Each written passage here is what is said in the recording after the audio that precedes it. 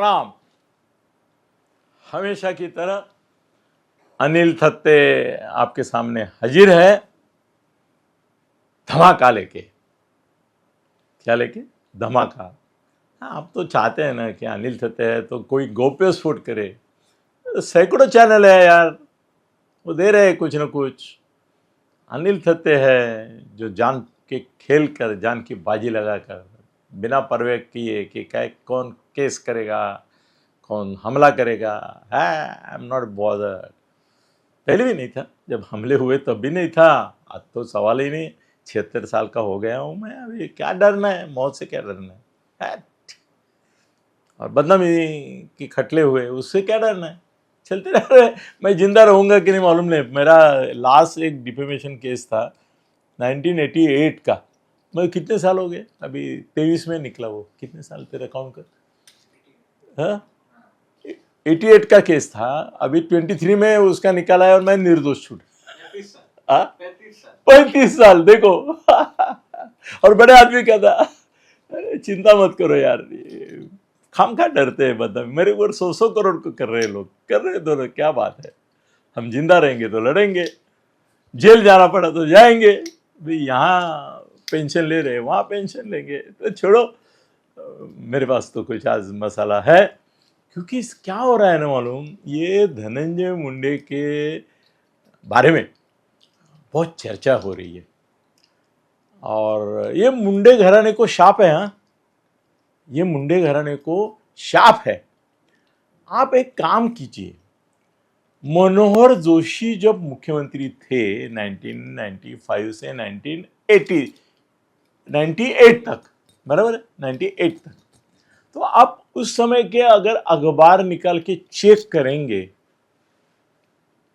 तो आपको बिल्कुल उसमें मिलेगा कि बाला साहब ठाकरे और मनोहर जोशी दोनों गोपीनाथ मुंडे जी के पीछे हाथ धोके पड़े थे।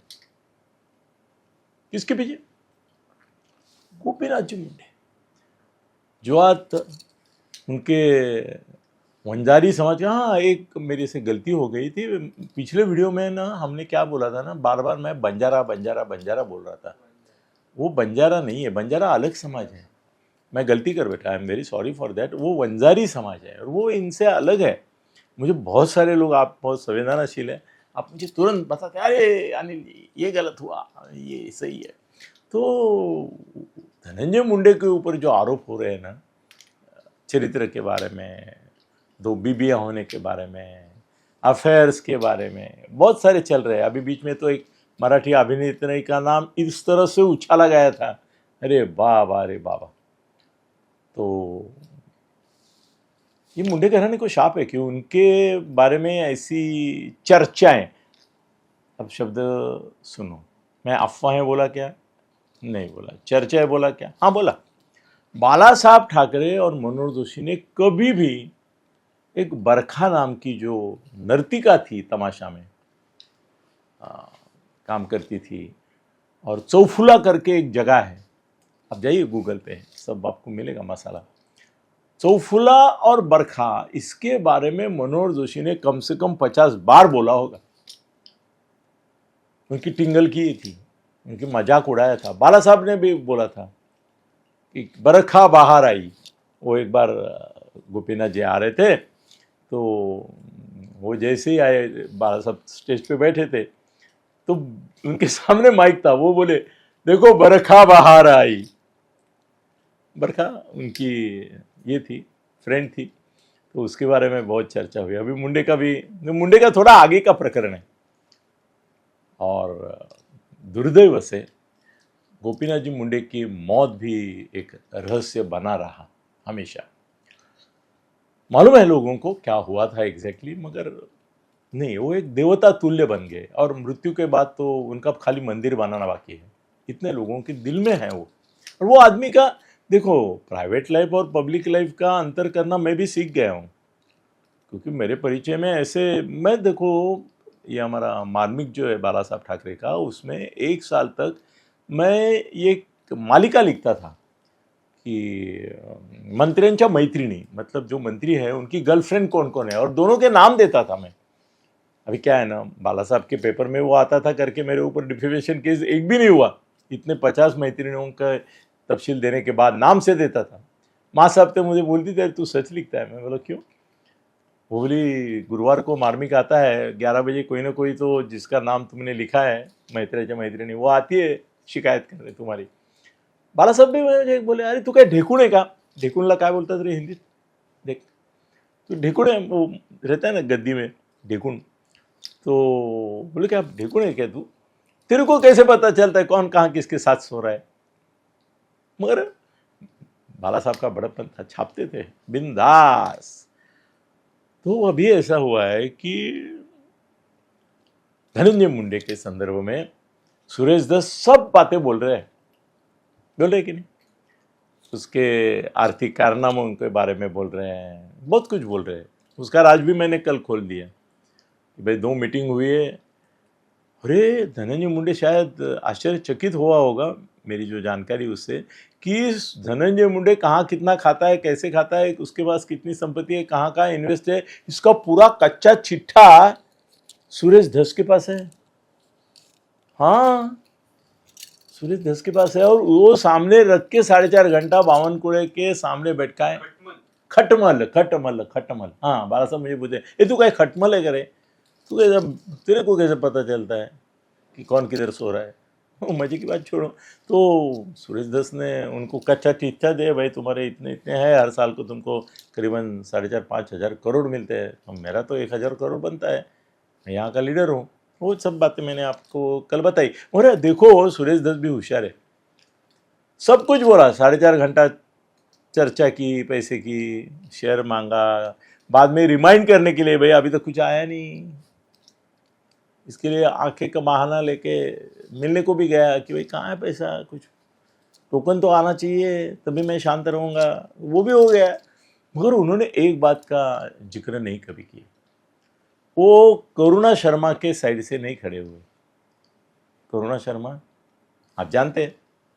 नहीं जानते तो हमेशा गूगल का आधार ले लीजिए, और उसके इंटरव्यू तो यूट्यूब पे मेरे ख्याल से 100-200 इंटरव्यू है करुणा शर्मा जो मुंडे जी की। अभी उसमें कॉम्प्लिकेशन मैं अभी बोल रहा हूँ, मुंडे का पहले क्लियर कर देता हूँ, बाद में सुरेश दस की ओर भी आता हूँ, धमाल है।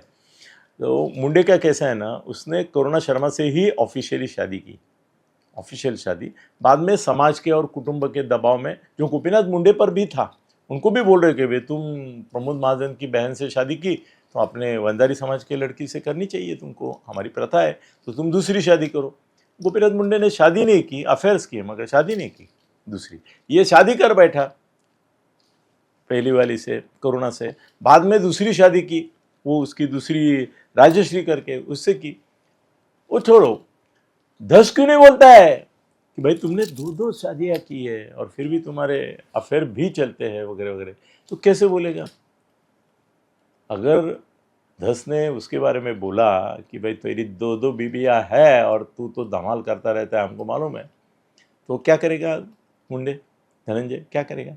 कुछ नहीं करना है उसको, उसको आईना लाना है ऐसा और धस के सामने रखना है, बोलना है पागल तू मेरे को 2 बीबियों के बारे में बोलता है, अफेयर्स के बारे में बोलता है, ये आईने में तेरा चेहरा देख और पीछे कितनी लंबी कतार दिखती है वो देख। क्या मामला है, आपको समझ में नहीं आया? अरे बाबा ये सुरेश दस की भी 2 बीबियां हैं, जो अनऑफिशियल है, जो ये है, उसके बारे में नहीं बोल रहा हूँ, नहीं बोल रहा हूँ। वो किसी ने तो मुझे इतना लंबा लिस्ट भेजा है, तो दोस्तों ये मेरा पत्रकार है, उसने बोला है कि 2 बीबी वाले खाली धनंजय मुंडे नहीं है। हाँ, सुरेश दस का मामला निपटा लेता हूं पहले। उसकी एक पहली जो बीबी है उसका नाम है संगीता और दूसरी का नाम है प्राजक्ता। अभी आप बोलेंगे अनिल जी आप बिंदास बोल रहे, कुछ प्रूफ भी भाई के नहीं? हाँ है ना बाबा, ये मेरे पास ना आजकल लोग बहुत प्रूफ भेजते रहते हैं।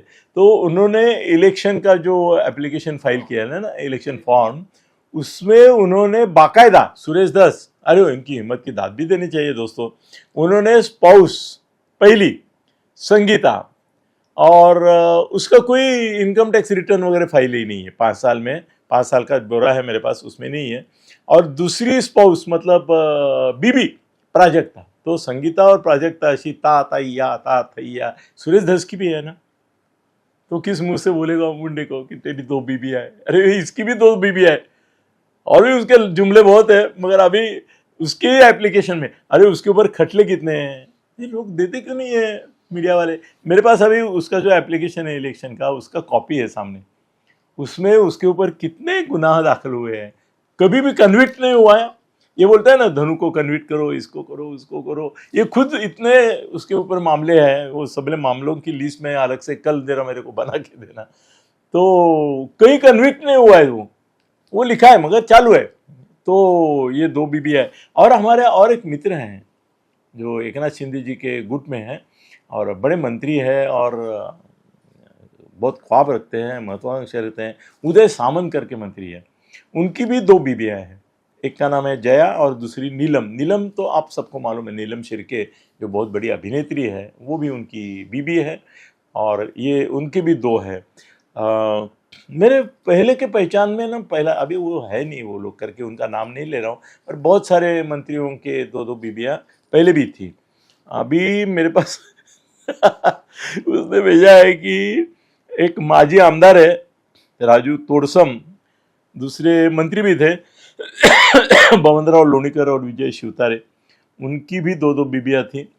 और हाँ, ये संगीता जो है उसका 5 साल का इनकम टैक्स है ही नहीं बिल्कुल, मगर इसका जो है प्राजक्ता दूसरी बीबी, उसका 31 मार्च का ब्यौरा मिला है इसमें मुझे, जो भेजे उसमें 7,29,000 रुपया उन्होंने उसका इनकम दिखाया है। तो ये क्यों नहीं बोलता है सुरेश दस उसकी 2 बीबियों के बारे में?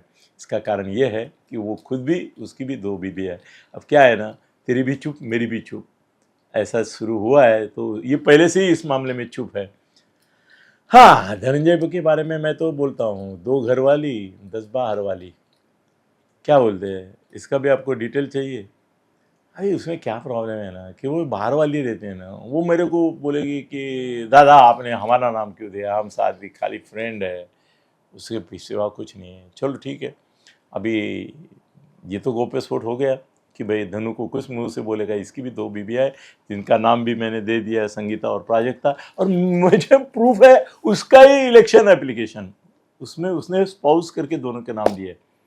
और बहुत कुछ मसाला है, रोज़ देखते जाइए, लोगों को बोलते जाइए, लोगों को बोलो कि भाई अनिल दत्ते का मराठी के साथ साथ और एक धमाकेदार हिंदी चैनल है, आपके दोस्तों को भेजो, उनको सब्सक्राइब करने को बोलो। अभी कुछ नहीं है, शुरुआत है मेरी, अब भी हुआ है 10-15 दिन पहले ये मेरा खुद का चैनल, सवाल पे बवाल, अनिल दत्ते सवाल पे बवाल।